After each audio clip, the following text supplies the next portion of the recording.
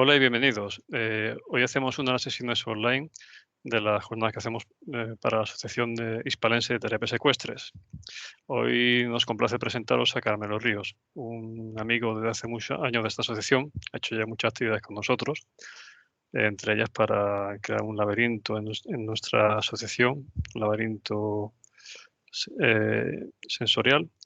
Y también ha hecho sesiones con la asociación, con los usuarios, para trabajar con el movimiento del cuerpo. En este caso, en el día de hoy, se trata de una conferencia sobre el viaje iniciático, una cuestión siempre muy atractiva y hoy más de actualidad porque acaba de publicar un libro sobre este asunto. Así que, bueno, como siempre, muchas gracias a Carmelo por tu disposición y cuando quieras empezamos con tu conferencia. Primero, muchas gracias a todos por recibirme en vuestra casa. Es una gran alegría y una tremenda responsabilidad, ¿no? El entrar en la intimidad de vuestra vida. El tema que me sugirió Carlos era cómo podía colaborar. Yo estoy deseando siempre colaborar con todo el mundo, sobre todo con las causas positivas y todas las causas que pueden ayudar y ayudarnos también, ¿no? Porque uno, sirviendo a los demás, también se sirve mucho a sí mismo y se ayuda, ¿no? Así que ya decía Carlos, hace poco he publicado otro libro que se llama El viaje iniciático. Me gustaría mucho que lo leyerais. Me encantaría. Os voy a hacer una especie de presentación, una especie de menú, un poco de lo que va el libro. Y también, independientemente de que lo leáis, pues de todos los temas sagrados que nos gusta tanto tocar tantas veces, ¿no? A mí me gusta mucho, he estado muchas veces en Oriente, por suerte, no tantas como hubiera querido, pero sí tiempo suficiente. También en Egipto y otros países. Y esos kilómetros y esos metros de libros también, esas búsquedas, pues me han llevado a conocer un poco más el alma humana y evidentemente la mía propia, ¿no? En todos esos viajes que hemos hecho siempre hemos visto que existía una búsqueda de la luz, búsqueda de la luz, ¿no? El otro día me gustó muchísimo una cosa que encontré sobre los girasoles, que los girasoles, como sabemos todos, siempre giran hacia el sol, siempre buscan la luz, siempre están buscando la luz, obsesivamente, vehementemente, ¿no? Un buscador espiritual. Pero que cuando no hay luz, cuando no hay sol, los girasoles se miran entre ellos. Eso me fascinó, esa idea. La idea de que podemos darnos luz unos a otros, ¿no? Darnos luz y darnos alegría, sobre todo, y belleza, ¿no? Otra cosa que me fascinó es que cuando los girasoles dejan de crecer, cuando ya son muy grandes, también dejan de girar. No buscan la luz afuera porque son como soles. Ya la miran dentro, ya son ellos como luces, ¿no? Otra cosa fascinante es que cuando crecen tanto y se hacen tan fuertes, tan luminosos, los girasoles más pequeñitos los miran a ellos. Esos 4 ejemplos me parecieron fascinantes. Y que en la vida hay que ser como un girasol, buscando siempre la luz. Cuando no hay luz, te miras en tus hermanos, en tus amigos, en tu familia, en tus seres queridos, por reflejo, por refracción, por reflexión, encuentras luz. Cuando te haces mayor y si has trabajado bien, ya brillas en tu interior. Y cuando haces eso, entonces empiezan a mirarte los demás y a buscar luz en ti, ¿no? A verse reflejados en ti, me cuentas esa luz, les habla de tu interior, les habla de su alma también y les habla de su luz interior. La búsqueda de la luz, hay algo extraordinario en eso, ¿no? Siempre le digo a todos mis amigos y a mis alumnos, ¿no? Que y si solo ven oscuridad es porque están dando la espalda a la luz, no hay otra alternativa. Si solo ves sombras, es porque estás de espaldas. Solo tienes que hacer un gesto, darte la vuelta y mirar hacia la luz, ¿no? Y cuando te miras hacia la luz y actúas de forma providencial, atraes providencia. Cuando actúas con altruismo, atraes generosidad del universo. Cuando actúas con amor, atraes amor y compasión universal, ¿no? Así que uno, cuando se convierte poco a poco en una providencia para los demás, también atrae esas fuerzas extraordinariamente benéficas del universo y te ayudan y te inspiran, ¿no? A veces son fuerzas angélicas también. Y yo creo mucho en los ángeles, tengo mi casa llena de angelitos, ¿no? Y mi vida está llena de angelitos alrededor también, ¿no? Muchos de ellos son humanos, son también humanos, ¿no? Así que uno se abre a esas Me gusta mucho esta imagen que veis aquí porque siempre pregunto si el angelito está bajando o subiendo, ¿no? 50%, gente me dice, está bajando, otros está subiendo, ¿no?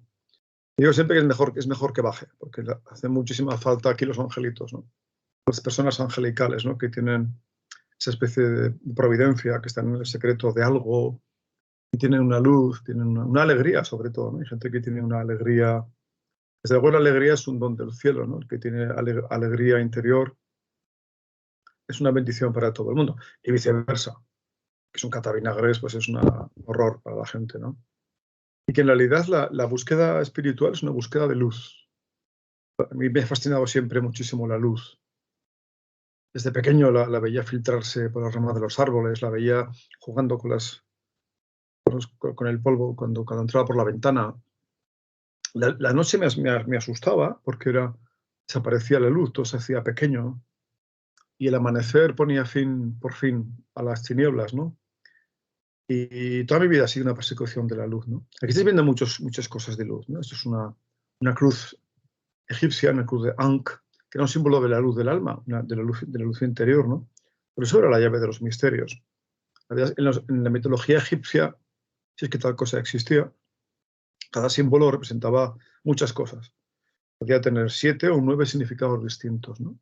Tienes la cruz de Ankh, que era una llave, evidentemente, no es un símbolo de martirio en absoluto, ¿no? Abajo hay una tau, una cruz en T de los templarios, ¿no? Pero eso te lo puedes poner tú por el cuello, te lo pones en grande y te haces te marcaría unas zonas de tu cuerpo también, unas zonas en tu cuello, una especie de corbata también, ¿no? Puesto por aquí, ¿no? Porque representaba el cuerpo de luz de los egipcios, ¿no? El Ak. Era el intermedio, el puente, el lapso que había que crear entre los cuerpos sidéricos, lunares y los cuerpos inmortales, ¿no? Así que la construcción de ese cuerpo de luz parece ser que es el sumum, ¿no? El piramideón de la pirámide, ¿no? Todos estos conocimientos, aquí tenéis a menos que a Platón, vienen de épocas muy antiguas, ¿no? Y estamos convencidos todos de que hubo una civilización, varias civilizaciones extremadamente avanzadas que se extinguieron, aunque se invierte tanto dinero y tanto tiempo en ocultar esas verdades, ¿no? Pero hay Platón en sus libros, en el Critias y el Timeo, y muchísimos. Se ha escrito más de 25.000 libros sobre la Atlántida, ¿no? Y sobre lo que ocurrió, ¿no? El continente perdido. Y seguramente de ahí, de la Atlántida, vienen los grandes conocimientos de Atlantis, que se fueron filtrando, fueron esponjándose en muchas culturas. Aparece en el mundo, hay más de 500 versiones del diluvio universal, más de 500. Hasta las pequeñas etnias de la selva tienen su tradición del diluvio universal, ¿no? Es evidente que lo que ocurrió entonces pudo ser consecuencia de un cataclismo natural. La Atlántida, según decía Edgar Cayce, se hundió en cuatro veces, ¿no? Una hace muchísimo tiempo. Sabes que hasta el año 1956, prácticamente la ciencia y el Vaticano no aceptaban la antigüedad de los vestigios arqueológicos, ¿no? Se pensaban, como hacen los creacionistas americanos, ¿no? Que el mundo tiene la edad de la Biblia, ¿no? Lo cual ponían en entredicho completamente todos los descubrimientos, la arqueología y la paleontología, ¿no? Por eso se dice, como dicen los creacionistas, que los fósiles los puso el demonio para tentar. En fin, los dejamos ahí. En realidad, ese conocimiento antiguo de esa Atlántida que se hundió permitió la creación de colonias, ¿no? De asentamientos, ¿no? Hace poco se ha descubierto Huelva, está muy cerca de Sevilla. Tenéis ahí, por la parte de Doñana, se han encontrado unos vestigios, un satélite. Eso no es la Atlántida, seguramente. Es un asentamiento, una colonia atlante que sobrevivió y que lo que hizo fue volver a reproducir una ciudad con la forma que tenía, tal como la describe Platón, la forma que tenía Poseidonis, que era como una especie de laberinto, ¿no? Ese conocimiento fue a parar a muchas tradiciones. Seguramente donde más fue a parar fue a Egipto. Siempre digo que los egipcios no hicieron esas cosas que se les atribuyen. La Gran Pirámide estaba ahí miles de años antes de que llegara algo que se pudiera llamar Egipto. Egipto era una palabra que viene del griego, Yaktapat. En realidad los egipcios se llamaban Kemis. Kemis quiere decir los habitantes de las tierras negras, que eran las tierras negras del Nilo, que 2 veces al año el orto ilíaco de Sirio hacía las crecidas que daban vida al Nilo. Desde la creación de la presa de Asuán, la presa de Nasser, eso ya no ocurre, desafortunadamente. Y los kemis eran los que más tarde, la palabra kemi dio origen a alquimia, Alkemet. Los grandes santuarios de alquimia estaban en Egipto, sobre todo en Hermópolis, ¿no? Decir que las pirámides eran de los egipcios es como decir que Stonehenge es de los británicos o de los ingleses, o que Pema Punku es de los bolivianos y que Machu Picchu es de los peruanos. Eso estaba ahí miles y miles de años antes de que llegara algo conocido como una civilización actual. Esa enseñanza se fue vertiendo también. Y tienes una imagen bellísima de la escuela pitagórica. Pitágoras lo inventó todo y lo creó todo. Sabes que era un gran iniciado, un gran sabio. Precisamente lo que se conoce de él, el teorema de Pitágoras, no es suyo. Se encontró en Egipto, se encontró también entre la cultura sumeria, mucho antes que Pitágoras. Pero Pitágoras en realidad lo hizo todo. Él componía su música celestial, su música de las esferas, la componía con sus cuerdas, con su arpa de 7 cuerdas, y cada tonalidad era la música. Mucho antes que Kepler o que Newton o que otros sabios o unos sufíes, ya Pitágoras había encontrado la música de las esferas y las frecuencias, ¿no? Y es una imagen bellísima de del cuerpo de luz, de la resurrección, ¿no? Cuando Jesús hace resucitar a Lázaro, ¿no? En realidad seguramente Lázaro no era para nada un muerto, ¿no? Era un iniciado que había pasado por la segunda muerte y estaba pasando por un trance iniciático, ¿no? La iniciación, usted lo que habláramos más de la iniciación, es los procedimientos, los métodos, los sistemas por los cuales una persona puede recordar, sobre todo, recordar. Nosotros, la vida espiritual no es hacia adelante, es hacia atrás. Es volver a una condición primigenia de luz, de perfección, ¿no? Ahora, debemos darnos cuenta a qué punto estamos, ¿no? Que nos matamos entre nosotros y que comemos carne y sangre y hacemos barbaridades, ¿no? El ser humano está en un momento de inflexión. Seguramente volvemos hacia arriba, ¿no? Hay ya teorías científicas sobre esto, ¿no? Jim Margulis, creo que fuera, no sé si la esposa de Carl Sagan o de Jeff Lovelock, hablaba de la simbiogénesis. O sea, se había descubierto que había organismos pluricelulares, porque fue un escarabajillo, cuya mitad de las células son vegetales, es decir, que se alimenta por fotosíntesis.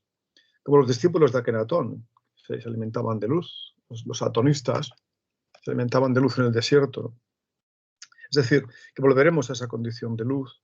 El ser humano está avanzando muchísimo, yo tengo una esperanza enorme. El ser humano está avanzando muchísimo, la humanidad. En pocos años, fijaros lo que estamos haciendo ahora, estamos comunicándonos con un Skype de estos, ¿no? Y a pesar de todo lo que nos ha ocurrido últimamente, ¿no? La pandemia y el confinamiento, creo que el ser humano está avanzando mucho. Hay fuerzas, evidentemente, que están en contra de que eso ocurra.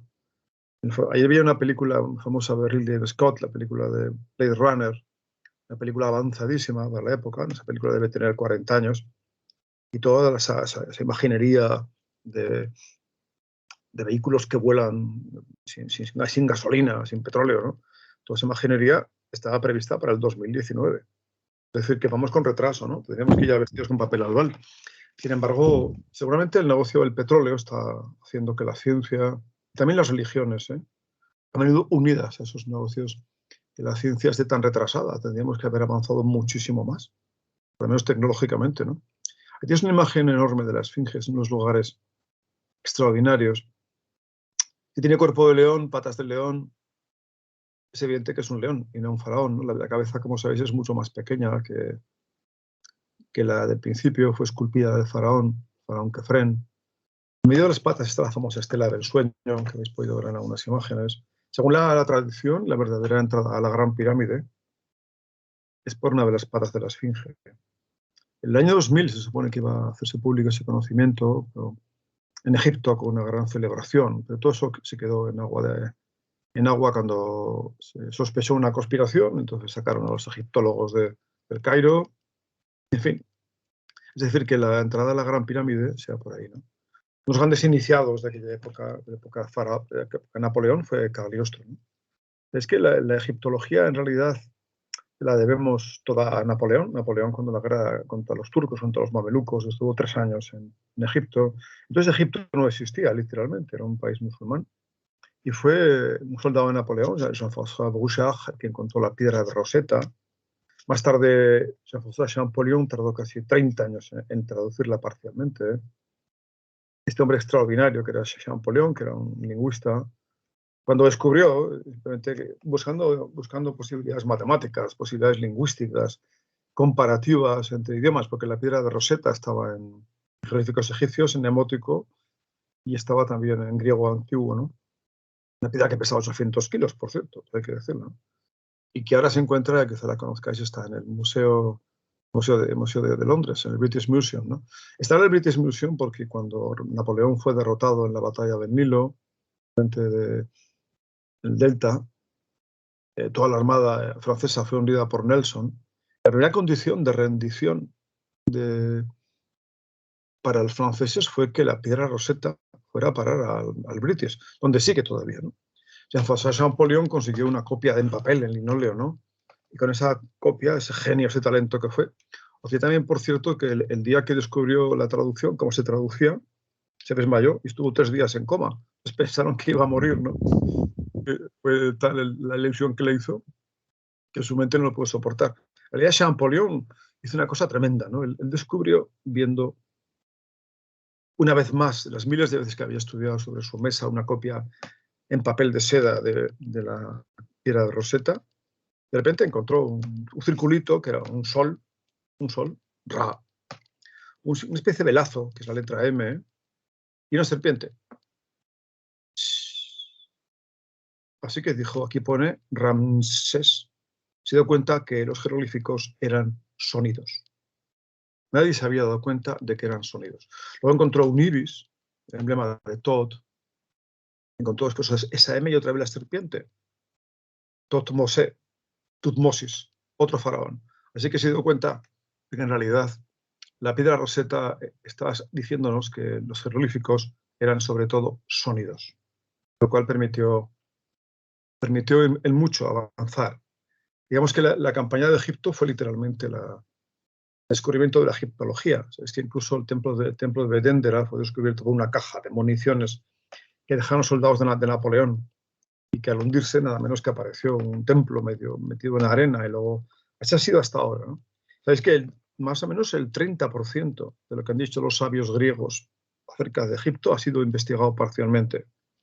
El 30%, el 1% ha sido excavado. Fijaos lo que queda por excavar ahí, lo bien que nos vamos a pasar viajando a Egipto con una pala, y todo lo que queda por encontrar, ¿no?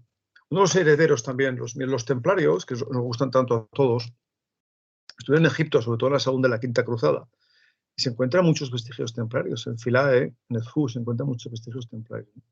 Es muy posible que los templarios recibieran, esta imagen la Mosajá, que la voy a explicar ahora, que es muy chula, que los templarios recibieran un conocimiento venido de los coptos. Se sabe que los soldados de Napoleón, muchos soldados, prácticamente todos los mandos de Napoleón, eran francmasones egipcios, hay que subrayar, pertenecían al rito egipcio, al rito cóptico, y que Napoleón se fue a la campaña de Egipto con casi 200 sabios, artistas, filósofos, pintores, naturalistas, matemáticos, geógrafos, paleontólogos, arqueólogos, que fueron los que en realidad escarbaron Egipto, ¿no? Esa selección además le hizo Gaspard Monge, que era un matemático, bien. Es decir, que en realidad el mundo cambió a partir de Napoleón. Yo admiro mucho a Napoleón, un personaje extraordinario, ¿no?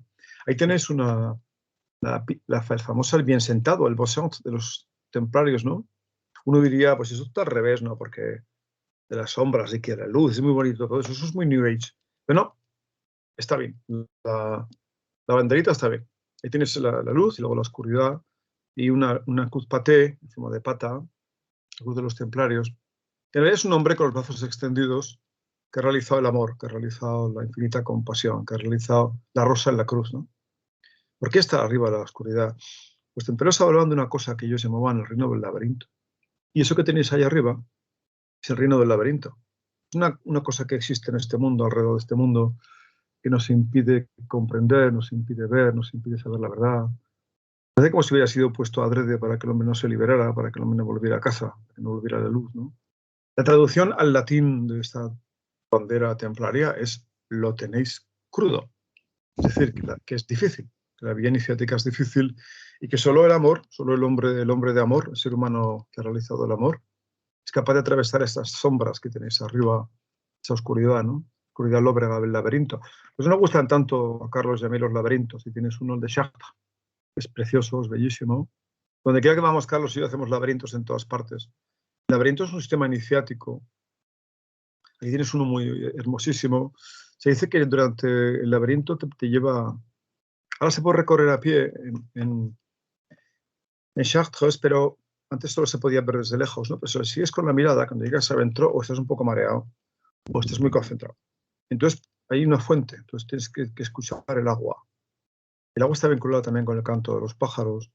El canto de los pájaros es una de las lenguas primigenias, es una de las expresiones que se utiliza en la alquimia para reflejar la intervención divina o angélica, ¿no? Ahí tienes un laberinto, ¿no? Es que si habéis leído los textos egipcios, que seguro que los habéis leído, sabéis que decía Heródoto que él había podido visitar un laberinto cerca de Meris, en Egipto, de casi 9.000 estancias y varias plantas, ¿no? Ese laberinto no ha sido encontrado todavía, muy cerca de Saqqara, un gigantesco laberinto, ¿no? El que había encontrado momias de cocodrilos y las tumbas de los dioses. También pensé en muchos que los dioses no eran símbolos, que los dioses no eran para nada simplemente alegorías de cualidades o defectos humanos magnificados o minimizados, ¿no?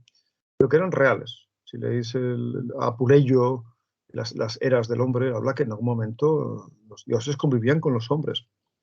La piedra de Palermo, el papiro de Turín, hablan de dinastías egipcias de hace 23.000 a 800.000 años, las cuales había dioses, había grandes inteligencias que convivían con los hombres, ¿no? En todos los textos de la Kalachakra tibetana, en los libros mayas, aztecas, en el Chilam Balam, en el Popol Vuh, puedes encontrar en el Mahabharata, en el Ramayana. En realidad encontráis la misma historia. Es decir, no son historias, no son leyendas, no son cuentos de hadas, no son cuentos de niños. Es historia que ocurrió y que fue metamorfoseada y fue disfrazada como si fuera un texto que solamente algunos iniciados con ciertas claves por identificar. Y tenemos a María de Magdala, un personaje extraordinario, María Magdalena, ¿no? Los textos apócrifos, los de Qumran Min al-Hammadi, particularmente el libro del Evangelio de María, hablan en términos, el Pistis Sofía, el Evangelio de Valentino, y otros hablan en términos superlativos de quién era María de Magdala, ¿no? De luego no era una prostituta, y si lo era, a mucha honra, por cierto, si lo era, ¿no? De un respeto imponente por esas mujeres, ¿no? Sí lo era. Era la mejor alumna, seguramente, y la esposa de Jesús, ¿no? Y tenía hijos, ¿no? Si leéis los evangelios apócrifos, los textos de Hammadi o de Qumran y otros, ¿no? Más de 120 textos que existen. Y luego el concilio de Nicea, el concilio de Constantino, no podía callar completamente a los gnósticos y les dijo: o aceptáis esto o morís. Pues algunos murieron, muchos gnósticos, los que pertenecían a la iglesia antigua, esa iglesia que postulaba la creencia en la reencarnación. Se les dijo que o guardaban silencio o morían, ¿no? Entonces los textos que nos han llegado hasta ahora pues son contradictorios, inverosímiles. De hecho, no soportarían la más leve investigación paleontológica ni arqueológica, ¿no? 200 años de investigación en todo el Sinaí, y no se ha encontrado un solo vestigio de que existiera una migración en el desierto, en una expulsión, ni siquiera en la época de Ramsés II, cuando se supone que fue, hay más mínimo vestigio. Los egipcios, recordamos, lo escribían todo, lo apuntaban todo, lo codificaban todo. No hay la más mínima mención de que existiera tal cosa como un éxodo en el desierto. Más bien, lo que se refiere fue el éxodo de los discípulos de Akenatón, de Menhotep IV, que huyeron al desierto después de la revolución atonista, en la que Akenatón, personaje extraordinario, desdeñó a la iglesia entonces de Tebas, al corrupto sacerdocio tebano, se ven enriquecido, usurpando la verdad. Bueno, eso me suena a algo contemporáneo, ¿no? Eso, por supuesto, provocó una revolución tremenda, ¿no? Ahí tienes la Jacques de Molay. Vamos a dejarlo aquí, hablaremos un poquito de Jacques de Molay. Provocó una revolución enorme que acabó una revolución sangrienta en todo lo que tiene que ver con la ciudad de Akenatón, con Telelamarna. Todo eso ha sido destruido hasta hoy en día, ¿eh? existe una damnatio memoriae, una campaña mundial de descrédito a todo lo que tiene que ver con Akenatón. Se le sigue ultrajando, se siguen publicando libelos infamantes sobre Akenatón, ¿no? Cuando se le considera el primer gran personaje de la historia. ¿Y dónde viene todo eso? Pues posiblemente, y nos vamos a remontar a una cosa que os va a impresionar. Esto no lo puedo decir públicamente, lo digo porque sé que no me está escuchando casi nadie. Y es porque seguramente con la tumba de Tutankamón, sabéis que Howard Carter es un personaje extraordinario, todos hemos querido ser Howard Carter. Él, cuando en 1928 se descubrió la famosa tumba de Tutankamón, aparecieron documentos, aparecieron pruebas que pondrían muy en entredicho y en tela de juicio y en peligro la actualidad. Y en realidad se sospecha que toda la maldición de Tutankamón, la muerte de 24 personas que han muerto desde entonces, pues el que financiaba las excavaciones, Lord Carnarvon, que murió por una picadura de mosquito, según dicen, de septicemia, el mismo sitio donde lleva, en esta parte de la cara, lleva aquí la máscara de Tutankamón, lleva una especie de puntito. Dice que el mismo sitio picó un mosquito que murió, ¿no? Pero o sea, se ha descubierto que en realidad no fue así. Se sospecha una conjura, se sospecha un asesinato, un crimen para ocultar, seguramente, algo que pondría patas arriba la historia contemporánea, ¿no? Les digo que cualquier, no soportaría la más mínima, más pequeña investigación policial. A la lumbre de una investigación tipo CSI es que no hay que investigar las cosas sin creencias religiosas, ¿no?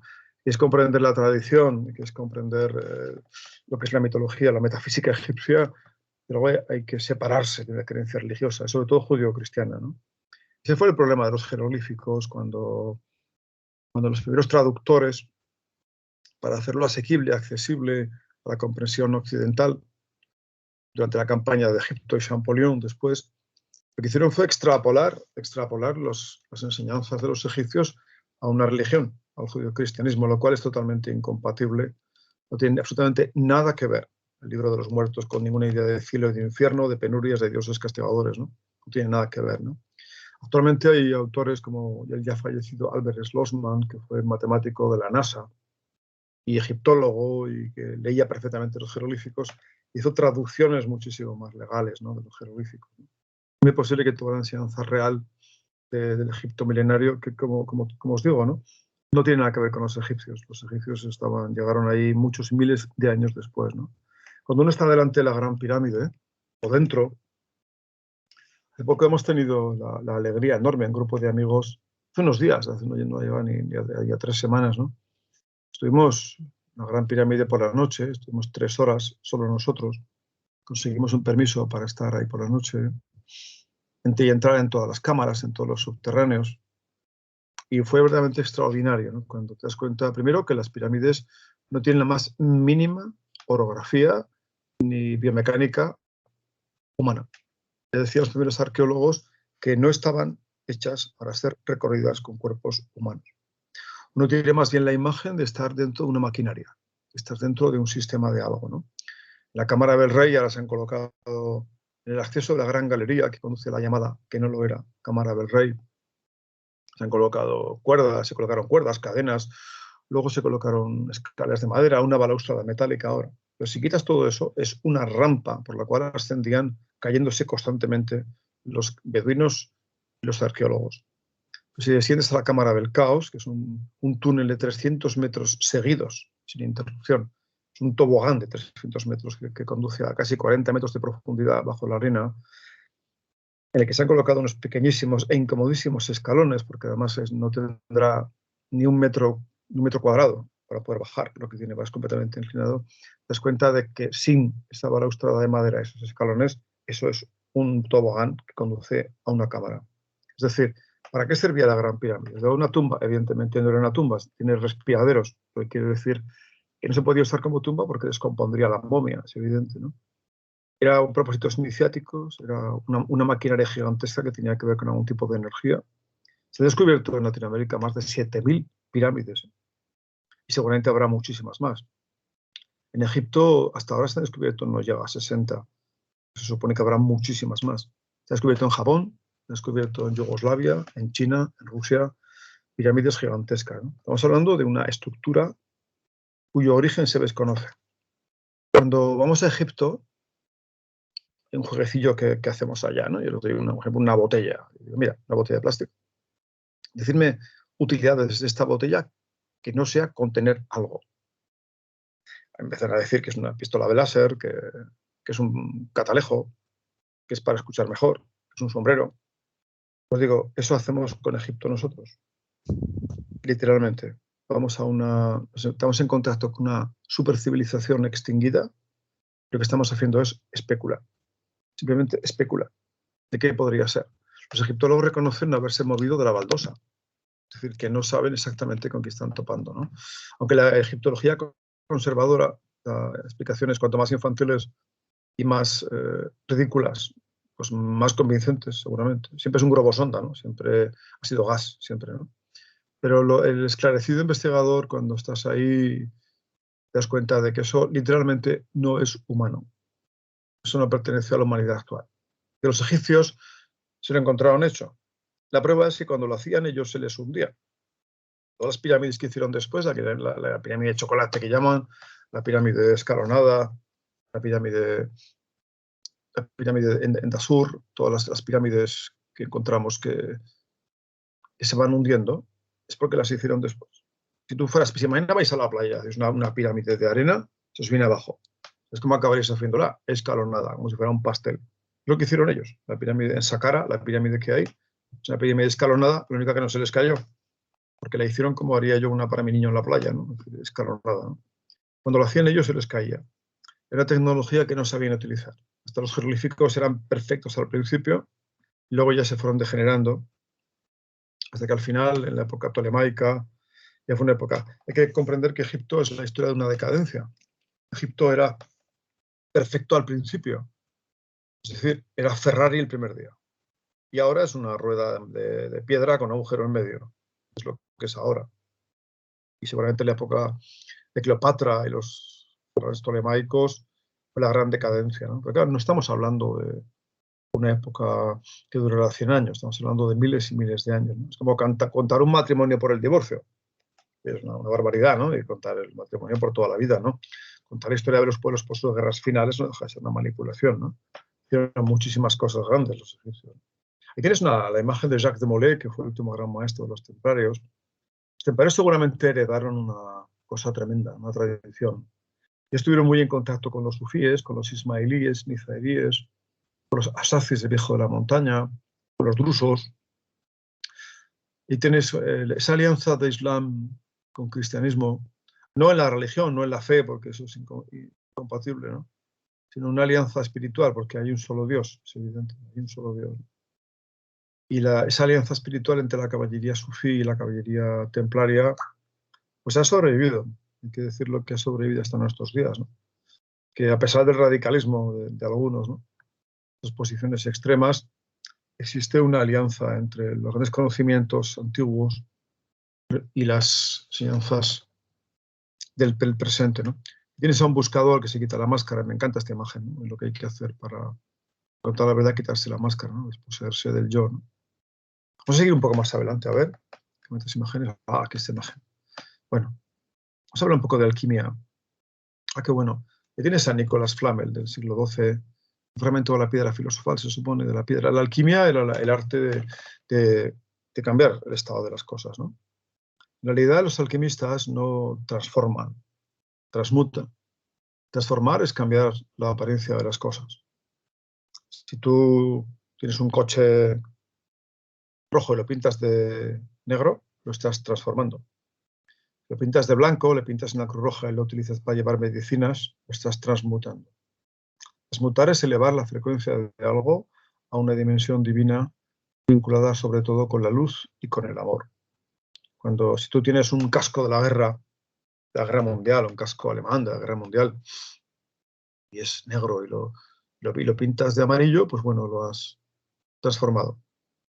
Pero si lo pintas de verde y le pones dentro tierra buena, le das la vuelta, le pones semillas de plantas curativas y esas plantas las repartes entre gente que las necesite, lo acabas de transmutar.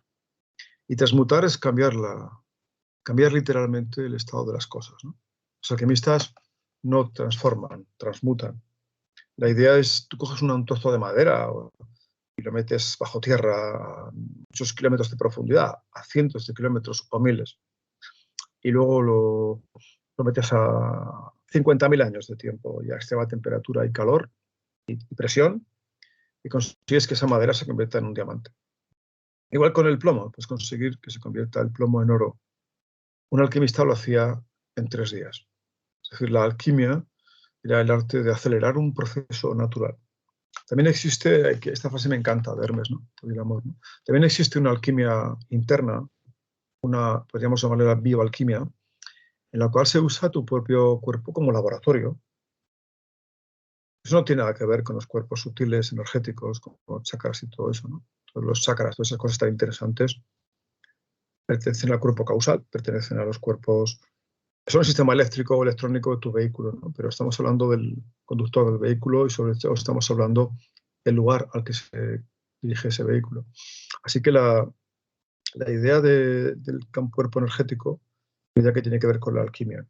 De ahí viene la tradición de que los alquimistas eran inmortales. No solamente él, Apolonio de Tiana y Pitágoras y otros se consideraban como inmortales, ¿no? Aquí tienes a Masilio Ficino, que tradujo por orden de un rey, de Nicolás de Cusa, tradujo el Corpus Hermeticum, era del griego al latín, ¿no? Lo que provocó en el siglo XII una verdadera revolución. De los textos del Corpus Hermeticum provocó una reacción que influyó tanto en personas como Leonardo, como en Copérnico, en Galileo, en Giordano Bruno. Lo que provocó fue literalmente un avance de la ciencia, ¿no? Se ha observado que esos avances tienen lugar más o menos cada 300 años. Es decir, que el ser humano cada 300 años da cambios tremendos, ¿no? Yo creo que esos cambios ahora son mucho más acelerados y que ahora la humanidad está avanzando muchísimo, te decía antes, ¿no? Y ese Giordano Bruno, de genio, que era un hombre extraordinario, científico, poeta, filósofo, alquimista, hermetista, lingüista, y que murió en la hoguera, fue quemado en la hoguera en 1600, con la lengua atrapada en un cepo de madera para que no hablara, para que no pudiera hablar, ¿no? Y con Giordano Bruno literalmente se separó la ciencia de la religión. Fue como si hubiéramos asesinado en la hoguera a Stephen Hawking, más o menos, ¿no? En aquella época, ¿no? Y la gente ya no pudo más. Y hasta hoy en día se ha producido esa separación. Y tienes la escuela de Atenas, de Rafael Sanzio, ¿no? Tienes a toda la peña, todos los grandes sabios, desde Hipatia, Sócrates, Platón, Avicena, a todos los grandes sabios del pasado. Aquí está Sócrates con su discurso horizontal, discurso racionalista. Sócrates aportó esa visión de la mente como la que posee la clave de la verdad, ¿no? Sin embargo, está Platón, que habló del eros filosófico, ¿no? Del amor como la vía de conocimiento, ¿no?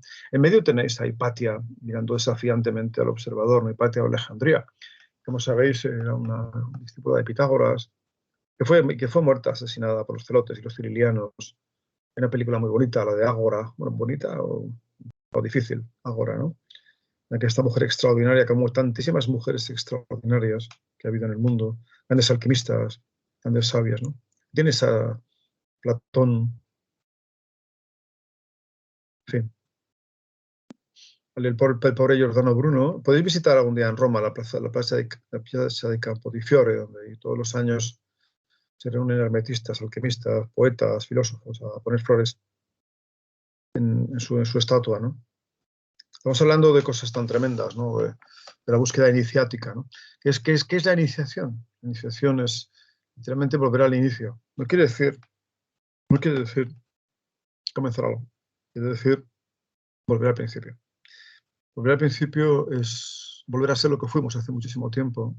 Cuando éramos seres de luz, cuando éramos seres, estamos en contacto con los dioses, con las energías divinas, cuando estamos en contacto con los ángeles, ¿no? Eso se fue perdiendo, lo se fue materializando, se fue densificando, fuimos astralizándonos, ¿no? Hasta el día de hoy. Es posible que se produzca pronto un rebote, ¿no? Ahí tienes un personaje que me encanta, el conde de Saint-Germain. Existió más o menos cuando la Revolución Francesa se le consideró un inmortal. Era un hombre que intentó entrevistarse con Luis XVI, era amigo de Luis XV, su padre, era alquimista, él hacía sus propias joyas con diamantes, hablaba todos los idiomas, él poseía toda la ciencia, todo el conocimiento. No sabemos quién era el conde de Saint-Germain, no sabemos, ¿no? Mi maestro Michel Coquet ha editado hace poco un libro en castellano que os lo sugiero, se llama El Conde de Saint-Germain, un libro tremendo, ¿no? No es el Conde de Saint-Germain de la New Age, es invento de los profetas californianos, ¿no? El verdadero conde de Saint-Germain es el guardián de Occidente, ¿no? Un gran maestro, un gran adepto del quinto rayo que llama, ¿no? Un rayo muy, muy elevado, ¿no? Y que seguramente él existe en el mundo. ¿Quién era el conde de Saint-Germain? Yo diría quién es el conde de Saint-Germain, porque seguramente en el mundo está ahora actuando, ¿no? ¿Cuándo más? ¿Cuándo más? Cuando tenemos un peligro inminente, una catástrofe ecológica sin precedentes, la posibilidad de un atentado nuclear, de una guerra devastadora. El que no se lo crea, que se dé cuenta de lo que ha ocurrido el año pasado, ¿no? Cuando tuvimos que confinarnos. ¿Cuándo la humanidad entera se ha confinado en casa durante 2 meses? ¿Cuándo ha ocurrido eso? ¿Quién ha visto eso? ¿Quién puede contar eso? Que ha visto que hasta la última aldea de las Amazonas tuvieron que ser confinados, diciéndoles que había demonios en la selva para que no salieran de la aldea. ¿Os imagináis, no? El que crea que eso no existe, pues es que no ha pensado mucho, ¿no? Efectivamente, no ha pensado mucho. Esa imagen de la iniciación, aquí tienes una imagen bellísima de los...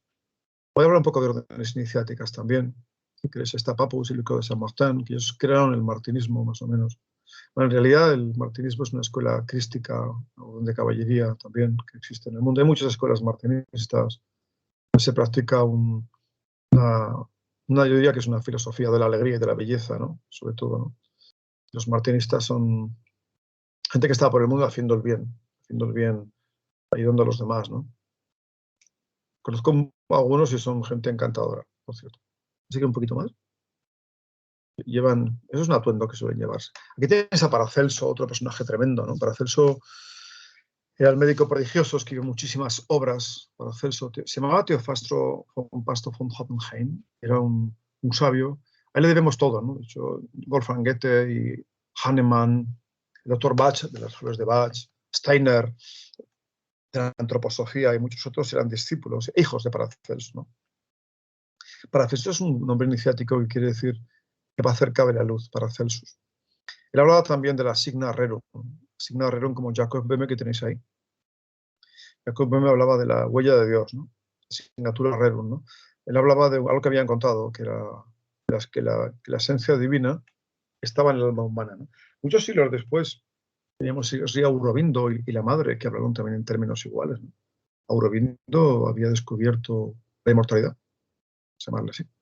Dice que la madre incluso no murió, decía ella, dirán que estoy muerta, pero no les creáis, que no estoy muerta, ¿no?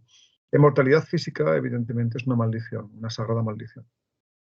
La inmortalidad física es como estar en el puerto viendo partir constantemente, eternamente a tus seres queridos y quedarte tú parado sin poder subir al barco, ¿no? O en la estación de tren, quedarte en la estación sin subirte al tren, ¿no? No se trata de la inmortalidad física, ¿no? Las técnicas de inmortalidad física se refieren sobre todo a la inmortalidad del alma, ¿no? Mucho se referían a las técnicas hindúes de Kayakalpa, que eran las técnicas del mantenimiento de la salud. Sobre todo cuando ves que ya en el pasado, hace mucho tiempo, había personas que llegaban a tener más de 100 años, cuando la esperanza de vida era de 30, y que actualmente la esperanza de vida es de 75. Estamos hablando de, a algunos se les atribuye una vida muchísimo más longeva. Las técnicas de inmortalidad tienen que ver con la salud, evidentemente, ¿no? A Jesús tienen que ver con la luz. A Jesús cuando asumía al Cristo, cuando estaba transfigurado, no le podían mirar a los ojos, no se le podía mirar. Y que era un ser de luz, no le podían mirar, ¿no? Pero es que belleza de imagen, ¿no? Con el ángel custodio, ¿no? El ángel solar, bellísimo, ¿no? Es muy posible que el Cristo cuando... qué bonito, bellísimo, ese ser de luz que era el Cristo. En realidad ese es el sentido del nacimiento, ¿no? El nacimiento del Cristo iniciáticamente es cuando nace el espíritu de la bondad en el corazón humano, ¿no? En la gruta del corazón. Jesús, como Orfeo, como Mitra, como Osiris, nace alejado de los hombres, nace entre animales, en un establo, en una gruta, ¿no? Alegoría del nacimiento del espíritu divino en el corazón del hombre, ¿no? Cuando tienes búsqueda espiritual, cuando intentas ser una buena persona, ya puedes decir que ha nacido en ti el Espíritu de Cristo, que nació en la gruta del corazón, ¿no? El siguiente paso es el bautismo. Ahí tienes el bautismo, el rito de bautismo enorme. El bautismo es cuando el Cristo emerge del mundo emocional. Esos son los mandeanos. Los mandeanos es seguramente la última secta gnóstica cristiana que existe en el mundo. Realmente estos reviven en unas pocas colonias en Irak, en Irán. Hacen todos los rituales en el agua, que se llaman Nasbutá. Nasbutá es un rito de bautismo.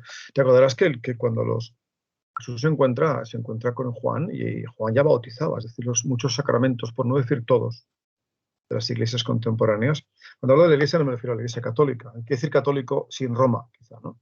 Decía un sacerdote, cuanto más cristiano eres, menos católico eres. Vas a ser un buen cristiano. Es decir, hablamos de la iglesia copta, de la iglesia ortodoxa griega, de la iglesia etíope, de la iglesia de Asia, que ellos aceptan manuscritos y aceptan textos que se consideran apócrifos por Roma. Incluso creen en la reencarnación, por ejemplo, ¿no? La metempsicosis fue abolida, como sabéis, en un concilio, ese fue el de Constantinopla, creo. Fue abolida la creencia en la reencarnación porque le quitaba poder a Roma.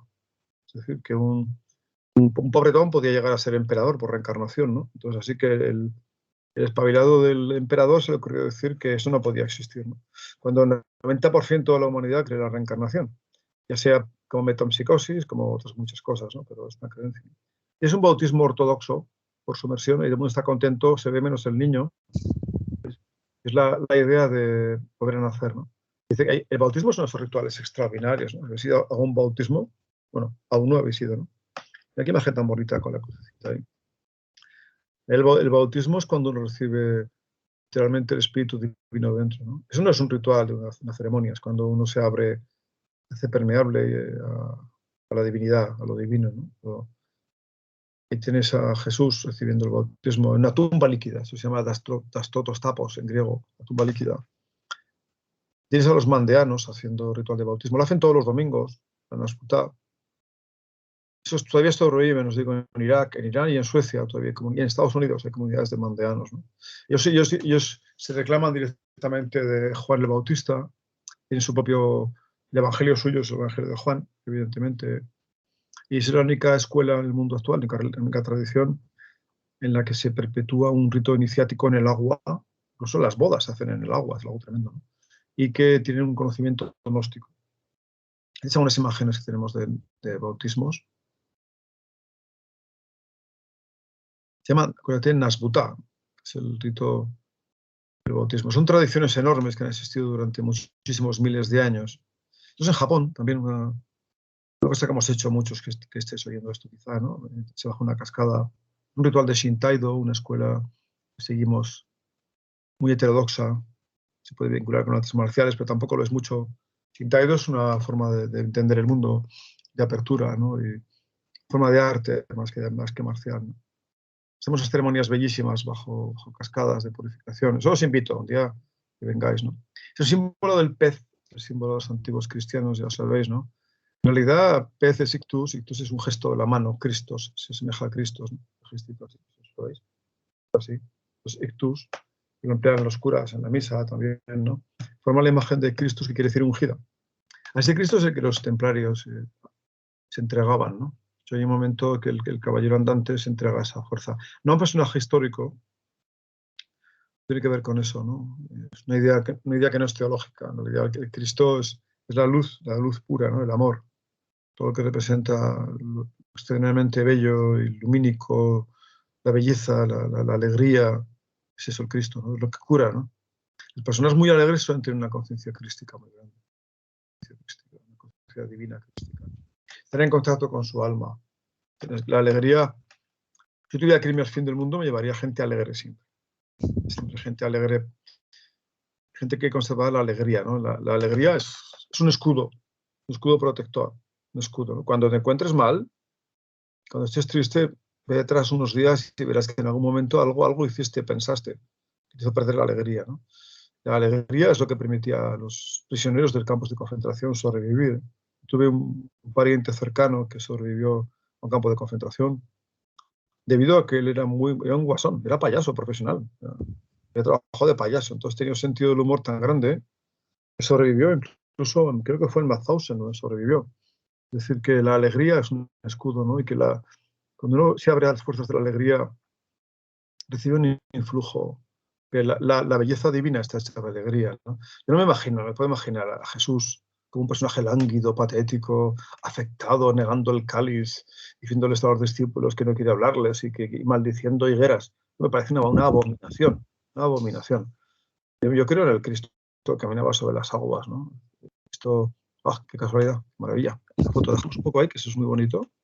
Un Cristo que camina sobre las aguas, ¿no? Y que en realidad ese espíritu crístico es cuando el amor, las aguas es de cintura para abajo, es evidente, ¿no? Es una cuestión morfológica, fisiológica, ¿no? Cuando ese Cristo amanece en ti, ¿no? Como la necesidad del bien, de la alegría, de ser en el mundo una antorcha para los demás, de ayudar a todo el mundo, de ser un humanista, ¿no? Cuando haces eso, te ocurre a ti lo mismo. Es decir, tú te haces accesible y asequible a fuerzas divinas, ¿no? Tú, si eres altruista, la divina misericordia se ocupa de ti. Los grandes maestros, como el maestro Philippe de Lyon, nos enseñaban siempre, ¿no? Es como un angelito que va por el mundo haciendo todo el bien que puede. Al principio metes un poco la pata porque cómo eres compasivo, cómo usas la compasión sin hacerte daño, sin herir a nadie, ¿no? Hay tres imágenes bellísimas de Jesús transfigurado, me encantan. Convertía en luz, en pura luz. A eso vamos, a eso volvemos, En realidad, dice que la iniciación es volver al principio, no hacia el final. Volver a la condición de belleza, de luminiscencia. Ser un angelito ya en vida es importante, ¿no? Qué imágenes tan bonitas, ves a Cristo sobre las aguas, ¿no? Y tienes que se entrevistaba con Moisés y con Elías. Los discípulos no le podían mirar. Si lees los evangelios dicen que era imposible verle la cara de la luz que tenía, ¿no? Hay una imagen muy hermosa. Tienes a María Magdalena. Que estos cuadros suelen venir todos de la idea del non lime tangere. Lime tangere es no me toques. ¿Por qué? Porque no era el Jesús, no era el amor de su vida ni la vida de su amor, ¿no? Era el Cristo transfigurado. Seguramente hubiera muerto. Si iba a tocar a Jesús, hubiera muerto calcinada la pobre, ¿no? No tenía todavía el sistema eléctrico preparado para recibir semejante carga, ¿no? Seguramente, ¿no? Y tienes una prueba que nos acepta a todos, ¿no? Esa oscuridad que tenemos a veces en la vida. Suelen llamarle el guardián del umbral, ¿no? La tercera iniciación, ¿no? Cuando parece que te has quedado solo, que no te quiere nadie, que te han abandonado. Todo el mundo se venga abajo, tu salud incluso, y lo pierdes todo. Pero luego ves con el tiempo que era necesario, ¿no? Eso ocurrió. Los sufíes dicen, tal vez Dios te quite lo que más quieres para darte lo que más necesitas. Y tienes un Cristo, pero es tremendo de Dalí, no como la imagen de un sacrificado, de un crucificado, ¿no? Sino tiene que ver con el final de la materia, ¿no? La imagen de Dalí extraordinaria. Dalí, sabes que en sus cuadros representaba siempre el número áureo, realmente un hombre extraordinario. Salvador Dalí era un personaje único. La música de Claude Debussy también tenía la proporción áurea también, ¿no? Y algunos manuscritos de Leonardo tienen esa misma proporción, una especie de ondulación áurea. Uno de sus manuscritos creo que es el Codex Arundel o el Codex Windsor, donde aparece esa ondulación y que solo se puede ver en el original con todo un espejo. No se puede ver ni en el ordenador ni con copias. Creo que la ha comprado Stephen Jobs, uno de estos, ¿no? El único que la puede leer en el mundo ahora es él, ¿no? Donde aparece el número áureo, ¿no? Y esa imagen bellísima del iniciado, ¿no? Vuelve a su condición primigenia, que lo vais a ver ahora, que es un hombre de luz, un ser de luz, ¿no? Es un ser humano que, una imagen de William Blake sobre el Cristo, ¿no? Siempre rodeado de luz, ¿no? Es una constante la iniciación, ¿no? La búsqueda de la luz. Desde la resurrección, qué bonito es esto. La tumba. Eso Jesús le dice a María, por cierto, ahora que no nos oyen, acordaos que cuando María acude y ve la tumba abierta y cuando murió el Salvador, si es que murió, solamente había mujeres. Estaba la Verónica, María de Magdala, estaba su madre. Todos los hombres habían huido. Incluso Pedro, el que luego se quedó como capitán de la iglesia, lo negó 3 veces, o lo negó 30.000 veces, o lo niega todos los días, como decía Wilhelm Reich, ¿no? Todos los días, ¿no? Lo niegas a Cristo cada vez que no haces lo que tienes que hacer, cada vez que niegas tu belleza, cada vez que niegas tu alegría, cada vez que saboteas, que boicoteas tu alegría. Cuando tienes un proyecto y por no puedo, no debo, no me lo merezco, lo saboteas. Cuando tienes una buena medicina y no te la tomas porque alguien injertó en tu organismo 3 microchips de miedo, vergüenza y culpa y no te la tomas, estás asesinando a Cristo todos los días, todos los días. Cristo no como un personaje histórico, sino como tu esencia lumínica, ¿no? Decía antes que Aurobindo descubrió eso. Aurobindo descubrió que había algo en las células humanas. algo que era luminoso, ¿no? Y que se le podía invocar, se le podía despertar. Una memoria genética, vamos a llamarle, ¿no? Que tiene que ver con la luz. El hombre vuelve a la luz, volveremos todos a ser luz. Cuestión de tiempo, y el tiempo es una creación de la mente, ¿no? Volveremos a ser luz, ¿no? A ser el hombre divino, ¿no? Por eso esa búsqueda que tenemos todos de la luz, nos gusta tanto la luz. Hace poco se ha descubierto que los insectos no vuelan hasta que no les da la luz. Un moscardón, por ejemplo, que cuando lo ves, perdón, un abejorro, que lo ves que parece que es un tanque, tiene unas alitas minúsculas y sin embargo lleva una cantidad de polen exagerada, como si llevaras tú encima 2 sacos de 100 kilos, ¿no? Cuando vuela. Y se han preguntado pues, cómo lo hacen, ¿no? Pues con luz. Se sabe ahora que las alas de esos insectos son placas solares. Por eso solamente vuelan cuando les da la luz, simplemente. Y es como una mariposa. A lo mejor ahora estás sufriendo, la vida inicial te hace sufrir, prefieres estar en tu capullo, metido ahí sin salir, pero las crisis humanas nos hacen resquebrajaduras, se va rompiendo la crisálida y emerges, ¿no? Y ten cuidado, ve despacio, porque las alas tienen que secarse y tienen que darles el sol, y tienes que acumular luz en tu interior hasta que puedes volar. No te puedes hacer mucho daño. Así que hay que ir despacito. En la vida espiritual tienes que ir despacio, hacerte de poco a poco accesible a la luz, ¿no? Y tienes un maestro extraordinario, adorable, que era el maestro Philip. Dejó el cuerpo en 1905, un hombre que hacía milagros de todas clases, un hombre adorable, gran maestro, uno de los más grandes seres que jamás caminaron sobre esta tierra. Llevaba una vida sencilla, fumaba, un hombre normal y corriente, pero que a su paso parecían milagros constantemente, ¿no? Es el patrón de los sanadores, de toda la gente que se dedica a ayudar a los demás. Pues mira en la red que hay artículos, incluso hago uno mío sobre el maestro Philippe de León, que te gustaría mucho leer, ¿no? Y tienes ese cuerpo glorioso, el cuerpo de luz. Cuando uno se hace mayor, tiene que darse cuenta de que su cuerpo se va a ir arrugando, se va a ir agotando. En ese momento tiene que aumentar tu psiquismo, tiene que aumentar tu energía psíquica, tiene que aumentar tu luz. A lo mejor tu cuerpo se pone enjuto y se pone ya pues malito y viejecillo. Ahí me quedan 4 medias noches para eso. Entonces es cuando tienes que trabajar tu aura, trabajar tu cuerpo energético. A lo mejor tu cuerpo no está bien. Tu cuerpo áurico tiene que medir 2 metros. Eso es conseguirlo, se puede conseguir con una meditación de luz, con sonidos, pero sobre todo, se consigue con el altruismo, con la compasión, con la alegría. Quieres tener un cuerpo crístico, mira la foto que tienes ahí, ¿no? Sagrado Corazón, irradia luz, sea una alegría para los demás, sea una bendición. Donde quiera que pases, la gente dice, madre mía, ¿qué ha pasado? Que aquí parece que han pasado ángeles, ¿no? Que risa tengo y qué bien me encuentro, ¿no? Porque tu cuerpo áurico mide 2 metros. Es decir, que tu cuerpo pequeñito, a lo mejor tu cuerpo que no está bien, a todos nos pasará, evidentemente, ¿no? Se hace más pequeñajo y incluso enfermito, pero tu aura no.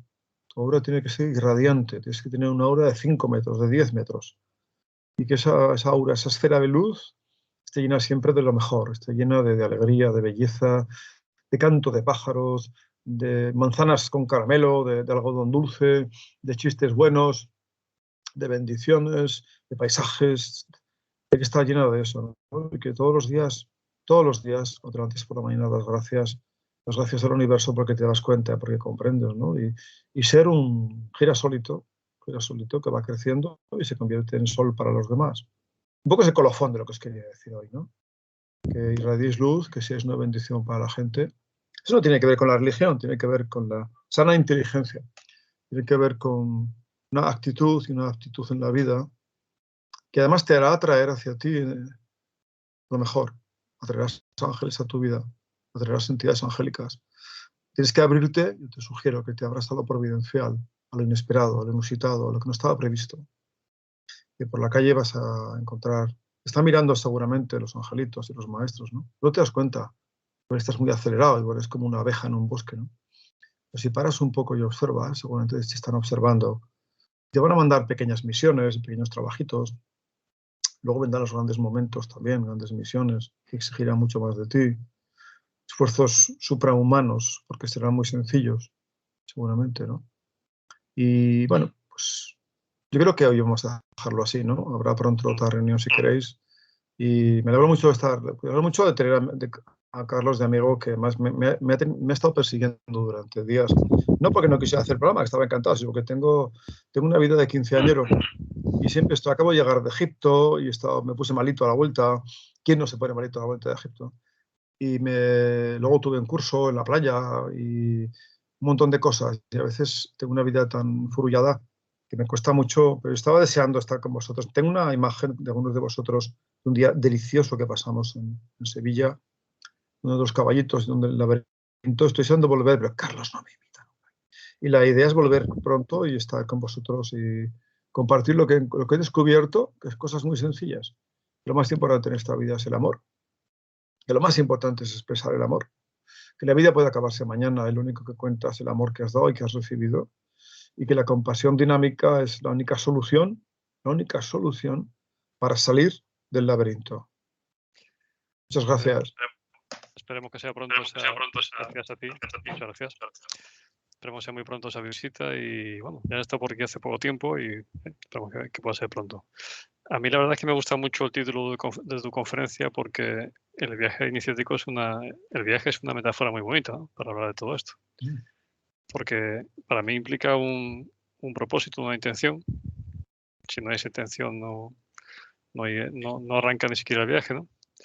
El viaje para mí implica una evolución o un desplazamiento, algo que cambia y a menudo hay un final.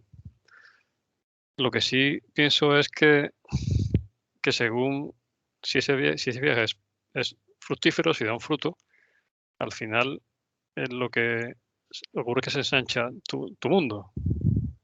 Es decir, si ocurre esa evolución, tu mundo se ensancha, con lo cual dice, bueno, yo quería llegar hasta allí, pero es que me doy cuenta de que mi camino, mi recorrido es mucho más grande. He subido una colina, no sé si te escuché decirte eso una vez, subí una colina y veo detrás una cordillera que me espera por recorrer.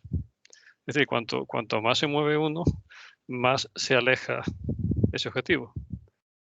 Y ese objetivo al final creo que estaba casi al principio. Porque en realidad, tú has dicho antes que es ir un poco hacia atrás, ¿no? Sí. Es una metáfora que me gusta mucho, esa del viaje. Y muchas veces he leído muchas historias de viajes reales o iniciáticos que al final acaban volviendo al origen. Es decir, recuerdo haber leído, no sé en qué libro fue, una historia de alguien que iba buscando un maestro y se mandaba otro maestro y ese otro maestro y al final lo mandaba de vuelta a su casa donde estaba su maestro de verdad. Era una metáfora muy, muy bonita. Bueno, Carmelo, pues como siempre, muchas gracias por un honor contar con tu colaboración en este tipo de eventos siempre y que me que estés necesites. siempre disponible. Así que nada, te emplazamos para más adelante, en breve. Espero tengamos otro encuentro. Si no os habéis dormido, escuchándome, hasta la próxima.